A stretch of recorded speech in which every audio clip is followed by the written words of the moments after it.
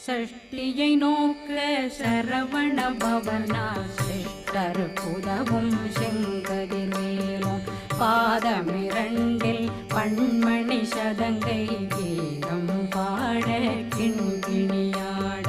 சஷ்டியை நோக்க சரவண பவனா சிஷ்டர் புதவும் செங்கதிர்வேலும் பாதமிரண்டில் பண்மணி சதங்கை கீதம் பாட கிண்கிணியாட